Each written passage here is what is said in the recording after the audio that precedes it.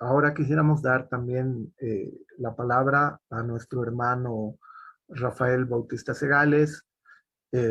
Como les comentaba, Rafael es filósofo, eh, tiene una obra muy extensa sobre pensamiento crítico y también vinculada a la Escuela de la Filosofía de la Liberación. Entonces, adelante Rafael, te escuchamos.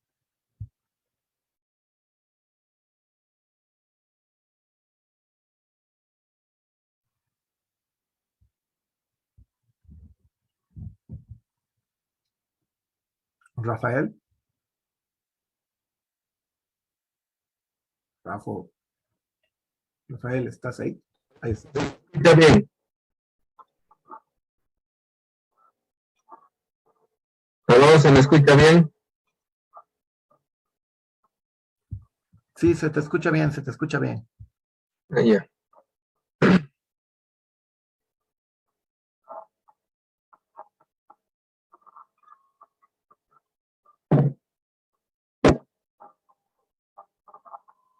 Bueno, un saludo a todos los que están participando acá. Nelson, en especial a Jacobo, de hace tiempo que no lo veía, a Felipe, y también por el tema que nos congrega. Lo que yo voy a hacer un poco es contar la relación, el modo como ingreso a la obra de Hinckelammer y el modo como Hinckelammer influye en una perspectiva que he ido desarrollando a partir de cierto tipo de desprejuiciamientos metodológicos, epistemológicos y filosóficos que Hinckelammer ayuda a desenvolver. Y digo ayuda a desenvolver porque un pensador de esa talla prácticamente actúa como una especie de maestro a la hora no solamente de mostrar un camino, sino de hacer posible que uno genere un propio camino. Yo llamaría a Hinckelammer algo así como el Husserl de este nuevo tiempo, porque alrededor de él es posible establecer líneas o lo que se llaman programas de investigación. Se puede generar a partir de su pensamiento lo que se llaman estos programas de investigación, que gracias a las betas que él ha descubierto, sobre todo en los dos grandes que yo identifico, crítica de la razón utópica y crítica de la razón mítica, uno encuentra profundas betas, desde las cuales puede salir programas de investigación, líneas de pensamiento sumamente ricos y complejos. Entonces, la primera consideración que voy a poner aquí en la mesa es la siguiente. Una de las cosas que me llama a mí la atención y que me permite ingresar en la obra de Hinckelammer es aquello que veía yo ya ausente en la obra de Dussel, que es mostrar de modo explícito cómo la teología está presente no solamente en la política, sino en todo proyecto político. Cómo la dimensión utópica contiene una dimensión mítica. Así que ahí podríamos hilvanar y como quien dice, develar una continuidad reflexiva que va de la crítica de la razón utópica a la crítica de la razón mítica. Y como decía, hay algo que yo encontré que ya en Dussel estaba desapareciendo, que era el trasfondo teológico de la política. Si ustedes se acuerdan, Dussel en sus primeras obras, el humanismo semita, el humanismo helénico, el dualismo en la antropología de la cristiandad, maneja mucho teología. Y esto, alguien que ha sido formado en ciencias sociales, de modo secular, le parece muy contraproducente que un filósofo esté hablando de teología.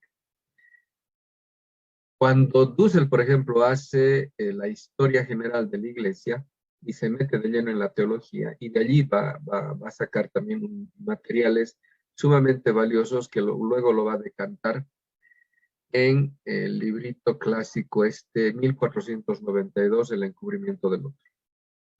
Pero después de eso, o más bien antes ya cuando llega a México y descubre que el lenguaje intelectual de la época ya no era el heideggeriano, sino en México el lenguaje en el cual se discutían los temas relevantes era el marxismo.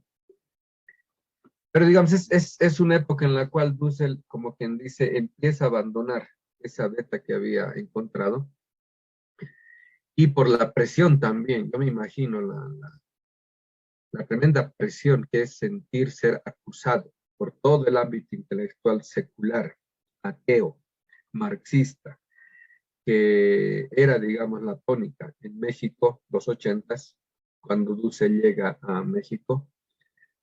Ha debido ser mucha presión para que él, digamos, hable incluso en términos ya bastante seculares, desplazando un poco el trasfondo teológico que habían tenido sus obras anteriores. Con Hinckelammer no pasa eso. O sea, Hinckelammer mantiene la evidencia de que no es que uno estudia teología para ser teólogo, sino que uno estudia la dimensión teológica presente en la realidad y que la política lo manifiesta de modo evidente si es que uno tiene categorías para entender eso. Y lo que dice Hinckelammer cuando en una entrevista le hacen a propósito de esto, del componente teológico de su obra, él lo dice de modo claro y enfático.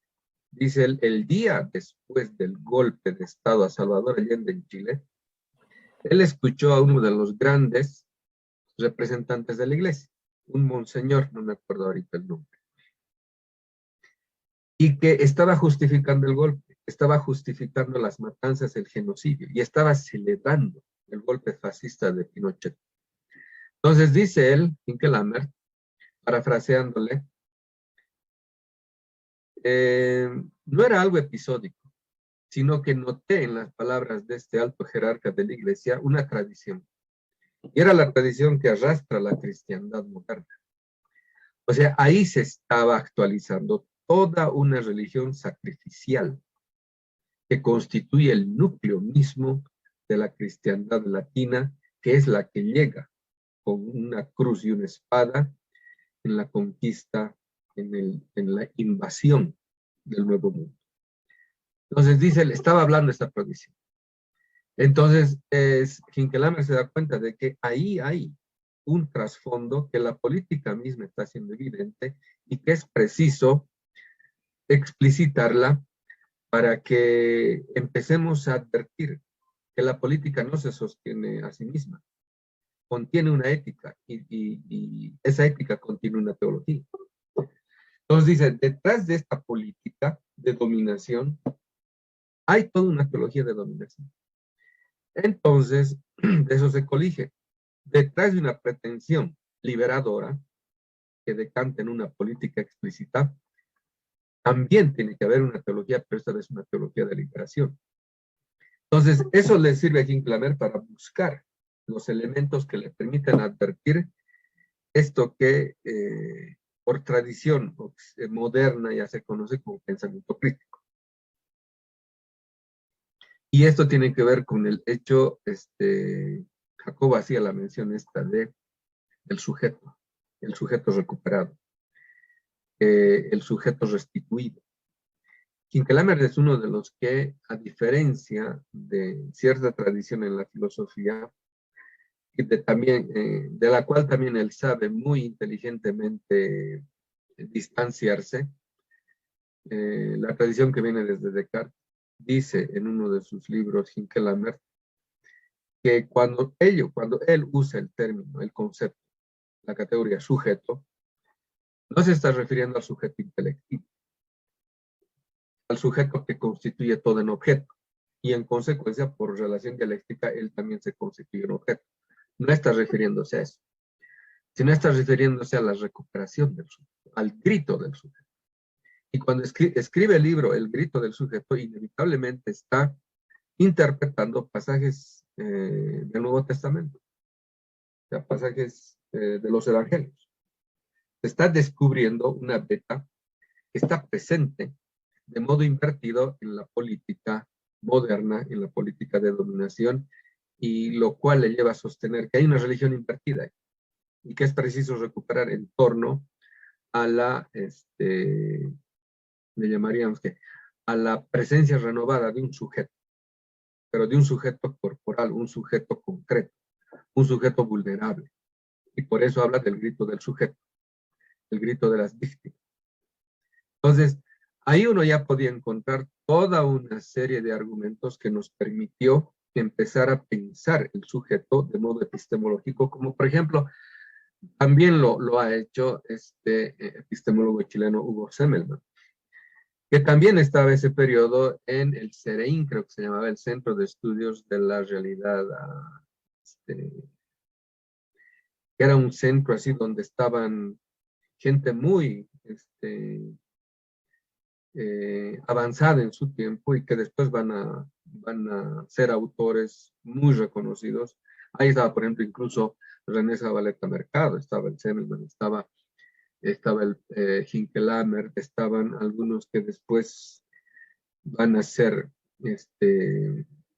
referencias de la teología de la liberación, de las teorías de la dependencia, etcétera. Entonces, no solamente había un movimiento popular sumamente maduro en Chile, sino también había producción intelectual y había pensamiento crítico de punta. Por eso el interés en destrozar esa experiencia revolucionaria. Entonces, es curioso cómo esa época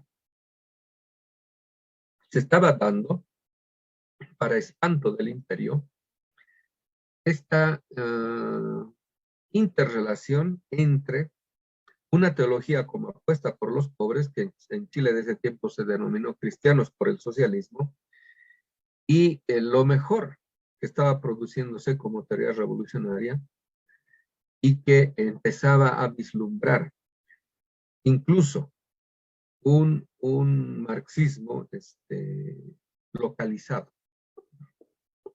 Digamos también cuestión aparte que podríamos profundizar en otro momento. Pero esta evidencia que pone Hinckelammer, porque después de la experiencia chilena, él va a escribir este libro, Las armas ideológicas de la muerte. Y en Las armas ideológicas de la muerte ya podemos encontrar un trabajo epistemológico que en la introducción misma él señala que es preciso entender los marcos categoriales porque estos influyen mucho en la percepción que uno tiene de la realidad. Entonces, esto también va a ser otra vez importante, la distinción, por ejemplo, entre marcos conceptuales y marcos categoriales. Él dice, ¿no? Marcos conceptuales nos sirven para permitirnos recortes cognitivos de la realidad, pero en cambio los marcos categoriales nos permiten relaciones de sentido con la realidad. O sea, de ahí se puede deducir una política. Y dice, los marcos categoriales que uno posee, incluso de modo hasta inadvertido, influyen decisivamente en la percepción que uno tiene de la realidad. Esto lo podemos, digamos, ejemplificar con la cuestión de la ideología presente a la hora de interpretación que uno tiene y desarrolla sobre su propia realidad. Entonces, si se dan cuenta, hay mucho material en el cual, en cada libro, Hinckelammer propone líneas de investigación que a uno le sugieren cosas no advertidas por las ciencias sociales y la filosofía comunes y corrientes, que uno podía haber estudiado en los ámbitos académicos. Hinckelammer es otra cosa. O sea, Hinckelammer, por ejemplo, dice en una parte de su biografía, y yo no hago teología, lo que hago es mostrar el ámbito teológico presente en la realidad. Luego dice también, yo no hago filosofía, yo estudié filosofía de modo autodidacta, yo me pasaba curioseando cursos de filosofía mientras yo estudiaba economía. Es decir, Hinckelammer en ese sentido es versátil. Puede pasar de una reflexión a otra, porque no es lo mismo una reflexión teológica que una reflexión económica. No es lo mismo una reflexión política que una reflexión filosófica. Pero Hinckelammer tiene el genio de pasar de una reflexión a otra, pero, y esto es lo más rico, pasa de una reflexión a otra metódicamente. Y esto es toda una escuela. Por eso, cuando decimos Marx es un Aristóteles porque cuando uno lo lee es como si estuviese él mismo enseñando. Es algo que se le atribuye a Aristóteles, ¿no? Que Aristóteles enseña a la hora de exponer algo. No es un Platón, es un Aristóteles. Aristóteles, por eso le decían el filósofo en la Alta Edad Media. Entonces, Hinckelammer pasa metódicamente de una reflexión a otra y uno puede advertir cómo pasa metódicamente de una reflexión a otra y lo hace reflexionando a su vez los pasos que está realizando. Esto es muy rico, pero esto, digamos, no es algo presente de modo literal. O sea, por eso, alguna vez haciendo este parangón con la hermenéutica mística, cuando en la Cábala se dice que existen 4 niveles de acercamiento a la lectura de un texto. El primero es el ámbito literal, ¿no? La letra muerta, digamos. La mayor parte de la gente solo llega ahí. Existen otras 3 dimensiones que establecen diversos niveles de lectura. Y el último, que es el nivel del secreto, el nivel del sod, le llaman, es el que permite a un autor entablar diálogos con aquellos lectores que sí tengan anoticiado ese nivel. Es decir, por eso, autores así de la talla de Marx, autores de la talla de Hinckelammer, pueden exponer 4 niveles de lectura en su mismo texto. Es como si se dirigieran a 4 interlocutores al mismo tiempo. Porque mientras se escribe la parte literal, esa parte literal está conteniendo los otros 3 niveles y sobre todo el nivel del secreto. Entonces, cuando uno tiene anoticiado estos niveles, puede discernir, no voy a decir fácilmente, pero puede discernir que está ante un texto complejo, que está ante un texto que no se agota en la literalidad, sino que tiene una madeja de contenidos que es preciso desenvolverlos, hacerlos explícitos para que uno tenga, como dicen en inglés, el big picture, o sea, la panorámica del texto que tiene ante sí. Y esto también nos lleva a otra consideración. Hinckelammer en ese sentido sería un exponente de lo que se podría denominar el arte de enseñar a leer.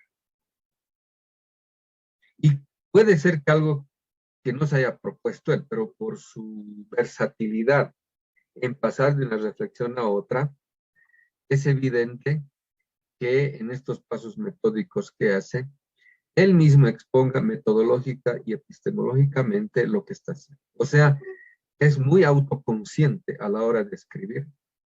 Y curiosamente, y esto pasa con los grandes sabios, no escribe difícil.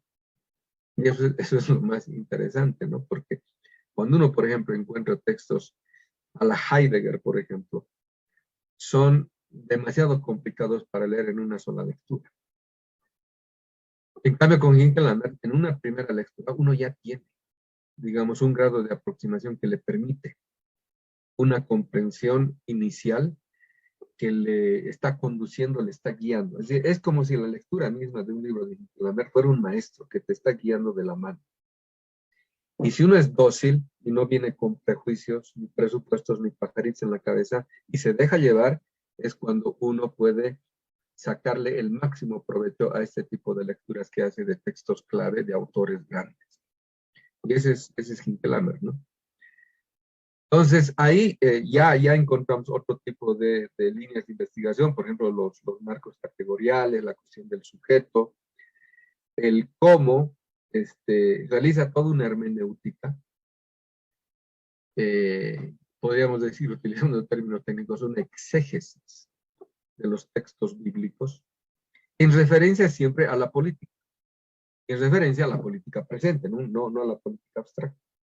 O sea, por eso es cuando nosotros ingresamos en la lectura de los textos de Hinckelammer y descubrimos aquello, y repito, ¿no? Cuando uno no tiene prejuicios, ve el modo como un autor de esa talla es capaz, en este paso de una reflexión a otra, de esta versatilidad que he ido mencionando, ve cómo la realidad misma empieza a decantar, o más bien, empieza a develar sus propios misterios, mientras uno va leyendo cosas que no parecieran propias, digamos, de un texto de esas características. Por ejemplo, qué sé yo, cuando él habla, ¿no?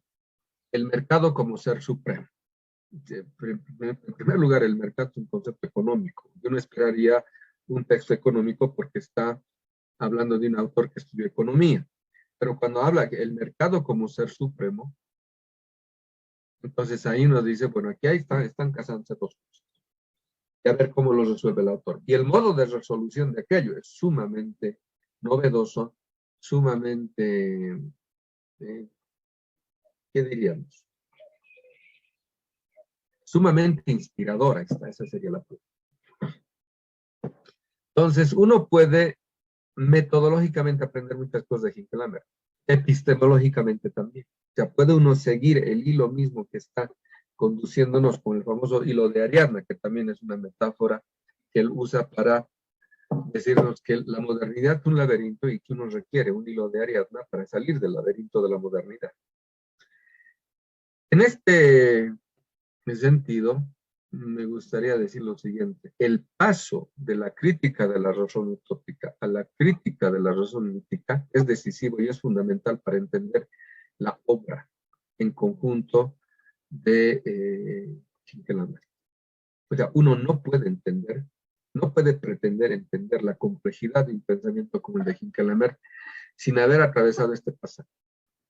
Es decir, de una crítica de la razón utópica para mostrar, por ejemplo, aquello que él ya lo señala muy bien, y él le hace la crítica a Apple y lo destroza. Básicamente destroza uno de los argumentos centrales de la ética del discurso cuando dice, creo que fue en la reunión de Sao Leopoldo en Brasil, cuando dice Hinkelhammer, lo que está planteando Apple es un modelo ideal de funcionamiento perfecto, y eso es precisamente el modo como funciona la subjetividad burguesa.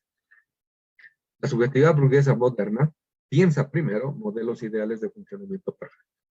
El problema es que cuando estos modelos ideales de funcionamiento perfecto trata de imponerlos a la realidad, aparece la contradicción porque la realidad no se expresa ni se mueve en torno a modelos ideales de funcionamiento perfecto, porque la realidad es contingente. La realidad tiene contradicciones. Es decir, la realidad es más compleja que un modelo ideal de funcionamiento perfecto. Pero descubre a su vez que cada proyecto de vida que se decanta en un proyecto político parte siempre de modelos ideales. Pero aquí ya no son modelos ideales de funcionamiento perfecto, sino modelos ideales para referirse de modo técnico a lo que podríamos también denominar horizontes utópicos. Entonces, Hinkelhammer es el que se da cuenta de que el método de Marx, que invierte la dialéctica hegeliana, está expuesto en la teoría del fetichismo. Y es el primero que dice eso, en toda la tradición marxista. O sea, es el primero que se da cuenta dónde realmente está el método que le sirve a Marx para develar la lógica suicida del capital, del capitalismo. Entonces, ahí, de ahí a nosotros nos sirvió, por ejemplo, mucho esta categorización de los modelos ideales, esta reflexión en torno a los modelos ideales, para advertir lo siguiente: solo puede explicitarse una política si se logra exponer el modelo ideal que presupone. Y de este modo tiene sentido hablar de los horizontes utópicos que son necesarios en toda reflexión política. Entonces ahí la gran beta que nos ofrece Hinkelhammer es ser capaces de elevar la dialéctica al punto mismo de su culminación, pensando los modelos ideales que están presentes de modo implícito en toda proyección utópica. es decir, en todo proyecto político. Y eso es básicamente algo que el marxismo no ha realizado. Y es algo que, por no haberlo realizado, los movimientos revolucionarios devienen en conservadores porque simplemente parten de la afirmación del mundo vigente. Porque el mundo no es solamente la objetividad dada, sino es el horizonte utópico que lo sostiene. Y esto la pregunta, ¿cuál es el modelo ideal que sostiene a la subjetividad burguesa? O sea, con este tipo de reflexiones nos damos cuenta por qué el burgués actúa como actúa, por qué destruye el capitalista lo que destruye, por qué destruye la naturaleza para producir riqueza. Entonces ahí uno tiene que preguntarse, ¿cuál es el modelo ideal que presupone toda actividad económico-capitalista? ¿Qué tiene en su conciencia como último presupuesto, como sistema de creencias, el burgués moderno capitalista? Ahí nos damos cuenta por qué actúa como actúa, por qué roba como roba, por qué destruye como destruye. Y esto nos llevó también a valorar y ponderar lo que muchos que leen y no se dan cuenta porque no tienen las categorías que les permitan advertir aquello. Porque, por ejemplo, este líder taíno, que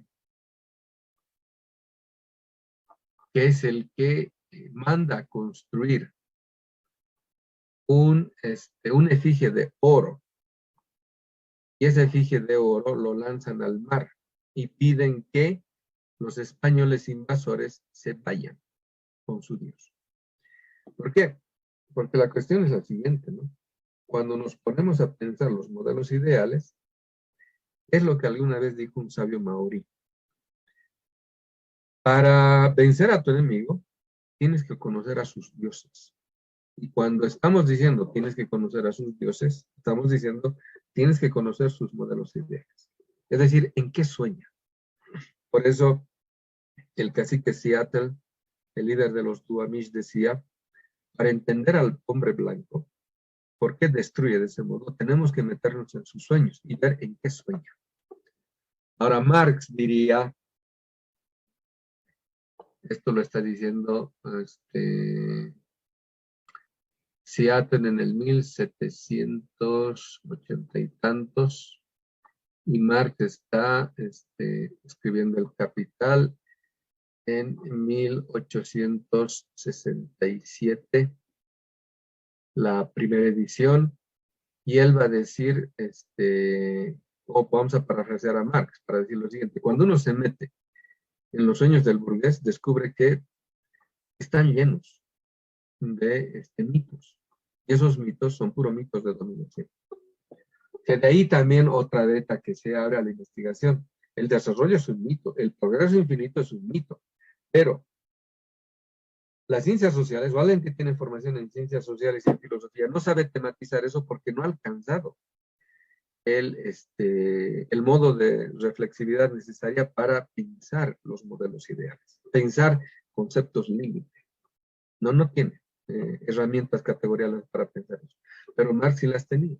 Y Hinkelhammer es el que pone, como quien dice, en evidencia aquello, que para entender en última instancia al capitalismo hay que entender a los sujetos que impulsan el capitalismo. Y estos sujetos no solamente son actores en la realidad, sino que presuponen modelos ideales. Y desde esos modelos ideales tiene sentido lo que están haciendo. Es decir, para ellos tiene sentido destruir. Y no aparece como destrucción.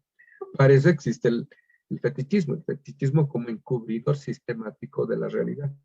El desarrollo es un literal encubrimiento de la realidad. Todo lo que produce el desarrollo, que aparece lindo, bonito, etcétera, por los componentes ideológicos que la propaganda del desarrollo expande, oculta el hecho de que para que la economía se desarrolle, para que la economía crezca, para que este mundo de la producción, la distribución y el consumo esté en constante crecimiento, además de carácter acumulativo, concéntrico, etcétera, para lograr todo eso, nos encubre la tremenda destrucción que está produciendo y que el neoliberalismo ha bautizado con el concepto de externalidades, es decir, desembarazarse de cualquier responsabilidad que pueda estar ocasionando por esta lógica medio-fin, costo-beneficio, que a los actores no les permite tomar en cuenta las consecuencias reales, intencionales o no intencionales que están produciendo.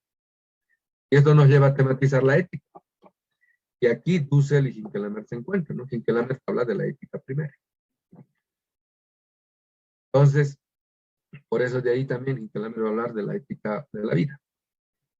Entonces va a hablar de este circuito simbiótico que establecemos seres humanos y naturaleza, y que la ética parte del respeto a ese circuito simbiótico. Entonces, para pasar a la crítica de la razón mítica, Hinkelhammer, después de haber evidenciado el contenido utópico de todo proyecto de mundo, de todo proyecto político, etc., ahora también nos propone en ese gran salto que produce la obra, esta crítica de la razón mítica, en adentrarnos todavía en un ámbito que es inconcebible para las ciencias, para el conjunto de ciencias humanas, ciencias sociales y filosofía, y que sin embargo es lo definitivamente definitorio de la realidad que como objetividad se nos presenta como mundo. Entonces, el mundo está lleno de mitos. Y también hay que saber discernir, dice Hinkelhammer, ¿no? Mitos de liberación de mitos de dominación. Entonces, ¿qué tipo de mitos son los que han hecho posible o están contenidos en, en el modelo ideal que presupone la modernidad? Entonces, cuando alcanzamos ese nivel es cuando hemos hecho que el ejercicio dialéctico llegue a un ejercicio reflexivo culminante. Cuando hemos logrado develar el modelo ideal que presupone la racionalidad moderna. Y para hacer ese pasaje, de un u otro modo, ya nos hemos situado desde otro modelo ideal. Y eso es algo que, por ejemplo, Hinkelhammer ya no lo va a desarrollar, pero nos toca a nosotros hacer eso. Por ejemplo, para desenmascarar la perversidad del modelo ideal burgués moderno capitalista, algunos de nosotros ya nos situamos en otro modelo ideal, en otro horizonte utópico, que ahorita, por ejemplo, lo podríamos denominar el vivir bien. Entonces, mientras más develamos la perversidad del proyecto moderno, del proyecto civilizatorio moderno, también más vamos avanzando en la representación epistémica como base de una producción de conocimiento propio, aquello que se deduce del concepto vivir bien. Y eso, por ejemplo, es algo que tampoco es algo que uno pueda ver de modo presente en el ámbito de la producción teórica en las ciencias sociales y la filosofía. Por eso, Hinkelhammer actúa como un gran educador. Alguien que se deja leer porque la lectura enseña. Y enseña de modo metódico, como decíamos, ¿no? Enseña de modo metódico. Entonces, para situarnos en la crítica de la razón mítica, quienes han hecho posible alcanzar ese nivel de reflexividad, uno puede decir que ya está en el ámbito del pensar. Es decir, ya no está pensando cosas parciales, ya no está pensando solo la totalidad. Para pensar hay que situarse en este sentido, en un ámbito transontológico y además postmetafísico también, ¿no? O sea, como superación del paradigma de la conciencia. Entonces acá yo creo que con Hinkelhammer uno, si es que ha leído, no solamente ha leído, sino ha seguido de modo metódico la propia filosofía que está exponiendo en última instancia Hinkelhammer, uno puede alcanzar lo que llamamos el nivel del pensar mismo. Entonces, con estas palabras, quisiera concluir diciendo, para mí, en mi caso personal, Hinkelhammer no solo es un autor de referencia teórica, intelectual, económico, filosófica, teológico, no, sino que también a mí me sirvió para, en un momento debido fuera del país, yo estando mucho tiempo fuera del país, para entender mi situación existencial. Y algunas veces lo he dicho, ¿no? Si la filosofía no sirve, no, perdón, si la filosofía no te ayuda a entender tu propia situación, lo concreto de tu situación vital que estás viviendo y padeciendo, la filosofía no sirve de nada. Pero en los momentos más críticos que vive uno y encuentra un autor de esas características, uno puede decir que no solo la filosofía sirve, sino que es fundamental, porque entender la situación de uno es entender la condición humana, del tiempo que uno está viviendo. Y Hinkelhammer te permite eso. Y por eso, él es uno de los grandes clásicos. Por eso no en vano le han dicho, mi hermano es el que le ha dicho en algunos foros. Juan José Bautista dijo, Hinkelhammer es el Marx del siglo XX. Y, y yo creo que todos estaríamos de acuerdo porque el grado de profundidad que ha alcanzado el, el pensamiento de Hinkelhammer es algo que va a dar mucho que hablar y creo que recién va a ser posible de ser comprendido en toda su magnitud, como siempre sucede con los grandes autores, ¿no?